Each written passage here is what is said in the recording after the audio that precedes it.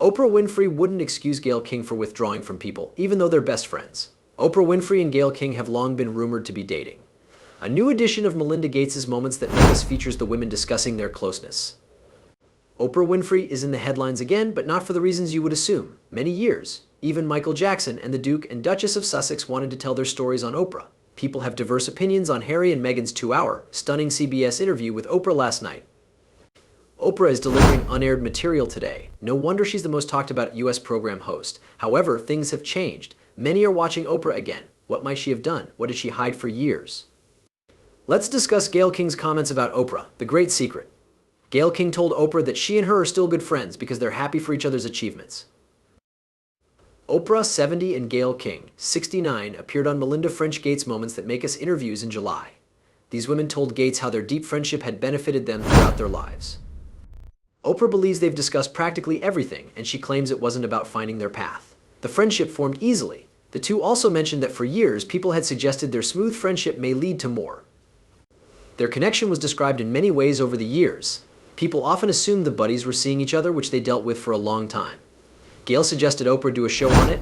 The two best friends met at WJZ-TV in Baltimore and have been close since, because she had trouble finding a Saturday night date. Many believe she was dating a legendary TV celebrity for a long period.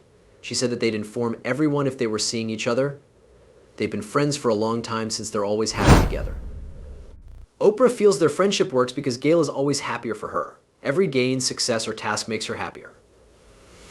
Rest is history, as they say. Gayle King claimed they became friends that first night because she met someone like her. She had never met somebody like that before. She wasn't raised among black girls, so she's not another one. She grew up in a white area. They related to how even their music selections divided them from their peers. Gayle and Oprah liked Barry Manilow and Neil Diamond. What bonded them was being together. Oprah Winfrey and Gayle King became best friends after working together as young people. Oprah stated they didn't fit the stereotype of black girls. Gayle King said that they were proud to be black, and being black made them proud. Meet another ebony girl like that blew my mind. Their friendship has had many lovely moments.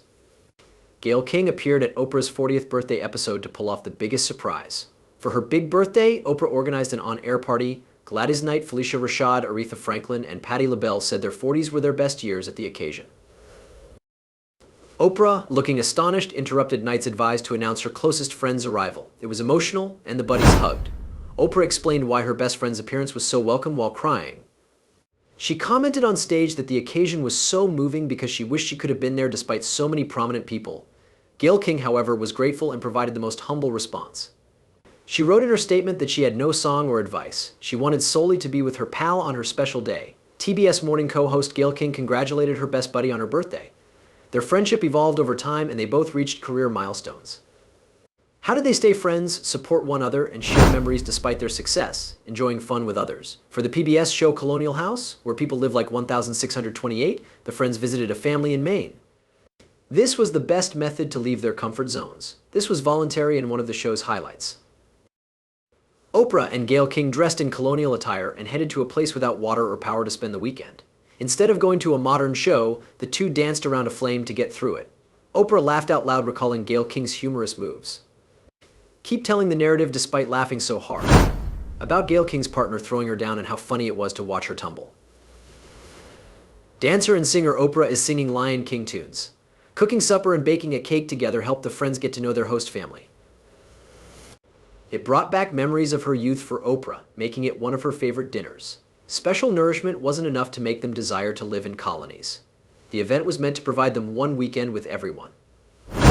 After Gayle King was shoved down in the square dance episode, they left early. An enjoyable time in their friendship. Although their paths are related, the two buddies have taken different paths. How did they fare?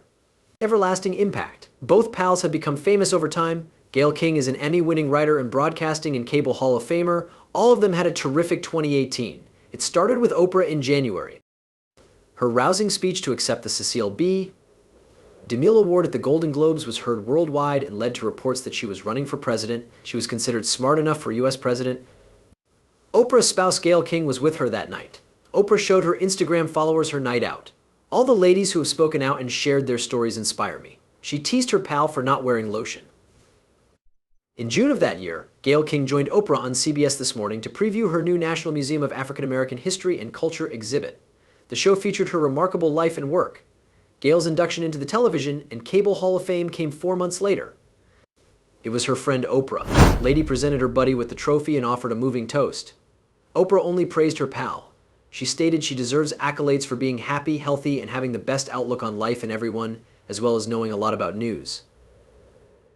Oprah added that everyone that night had come to celebrate Gayle King for her legacy. Near nice. They honored her interest in people, as they did yours. They respected her drive for truth above all else. Gayle King earned many prizes over her career. Did these honors merit them? Interviewing R. Kelly questions R. Kelly was charged with a crime. She was important, but the interview made her stand out. In the interview, R. Kelly screamed from above in his gray suit. From his chair, he beat his chest hard and yelled into the camera. Gayle King sat inches in front of him. She seems relaxed. He was interviewed for the first time after being charged with beating 4 women.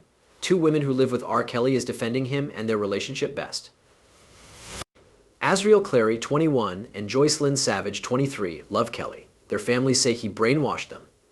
The R&B musician lost his cool when Gayle of CBS Morning interviewed him at the Trump International Hotel and Tower in Chicago when 3 of the girls were underage. They discussed his money issues, music career decline, and whether he has slept with a child without consent. Someone from Kelly's team asked Gayle King to talk to him. This stunned her. Talking to the dude in person? She wouldn't miss it. It interested her. She offered to interview the next day if they were flexible. They told her he couldn't till Tuesday, which was wrong. She agreed to fly to Chicago the following Tuesday. A large interview would have had rules. Gayle King didn't mind if they didn't ask about Aaliyah. She assumed we knew the Aaliyah tale. This seminar focused on R, what Kelly did when she saw R alive, new charges in Kelly video. They also forbade him from discussing the additional allegations due to the ongoing case. Thinking R could tell them a lot, she consented to all the rules. Kathy, lots of people applauded her for being calm while R. Kelly's vanished. She thought he wouldn't get up even if things were getting worse. Even when he jumped from the chair, she didn't think he'd injure her. Didn't. This isn't me, fighting for my life. Hello, everybody. Just that he was upset and emotional. The problem is when someone is so out of control, like when he hit his fist, cursed and yelled. You can't always control yourself, and she did not want to accidentally hit someone.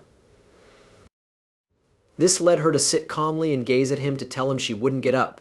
She worried that standing up would tell him it was over. He could have left after the conversation, even in his head. Gayle believes asking someone to calm down is the worst thing you can do when they're unhappy. We've all been told to cool down while upset. That was definitely not her intention, she said. Let me just sit here quietly and let him know I'm not leaving. We'll continue after you finish. That was her reaction to his rant. She just rang, please don't leave, in her thoughts, because she saw him leave interviews. While sitting here, she thought they were just halfway done. Just thought she wanted to save this. She wanted to save it. She felt sorry for a person she saw unraveling. She stated that she did not sympathize with the charges or allegations and would never witness them. But she thought he needed help. She encouraged him to seek therapy afterward. Someone like him must benefit, she thought. Her personality is revealed in that interview. So much has been balanced in her life. R. Kelly's outburst didn't bother him. How does she do it? R. Kelly disagrees that anyone prominent could do this. This may happen to anyone, but some have gone their entire lives without the claims against you. Busy Gayle King has a winning routine. She co-hosts CBS This Morning with Norah O'Donnell and John Dickerson before editing her best friend's namesake issue at O, the Oprah issue. She attends the Golden Globes and interviews across the country. She resides on Manhattan's Upper West Side with 2 adult children. Her main alarm goes off at 22 minutes after 3 in the morning, and she has a backup at 25 minutes. She's delighted she's never overslept. She had gone to Chicago to interview Chance the Rapper and returned the same day, making her State of the Union day extended. They told her to go home and nap, but she was scared she might sleep through the alarm due to fatigue. She lay there horrified, unable to sleep. But normally, wake up, get out of bed, get in the shower, and the car picks me up 30 minutes after 4. After hair and makeup in the studio and meetings before the show, she's off to the races. She had a sleep expert on her show, and they wore Fitbits for 3 days to average their sleep. She takes joy in this because everyone has been on a swing. She has a painting of a small black girl on a swing in her CBS office. She bought the painting from a sidewalk vendor in Park City, Utah, years ago at the Sundance Film Festival. She said she never believed they would be discussed after her former co-host's harassment issue.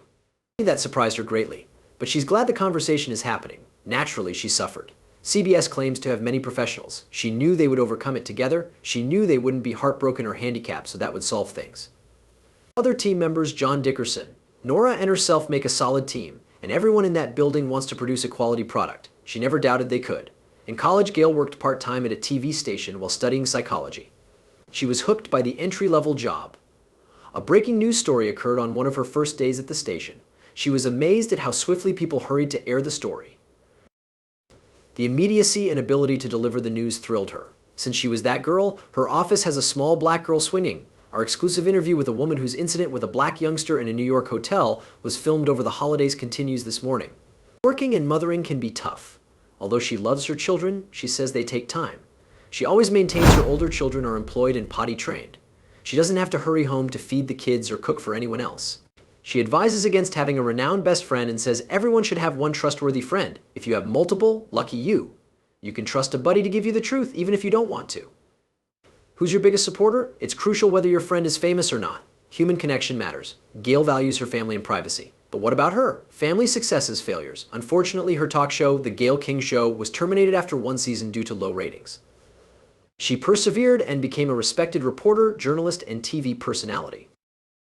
Gayle is worth $80 million as of 2024. Podcast profits, book royalties, real estate holdings, and a good job pay contribute. She owns multiple residences nationwide because her $12 million CBS anchor income allows her to do so. A Malibu beach house, Miami condo, Poconos Lodge, and upstate New York farmhouse, among others. Her garage features 14 premium cars, including a Rolls-Royce Porsche Macan and Ferrari 812. Building her journalism profession brick by brick, she's enjoyed the fruits of her labor while donating annually to charity. Fans have long been curious in Gayle King's personal life. Former attorney William G. Bumpus was her husband. They split in 1993 after 11 years of marriage. For their two children, Kirby and William Jr., Gayle and William have kept a good connection after their divorce. Gayle's motherhood is vital to her.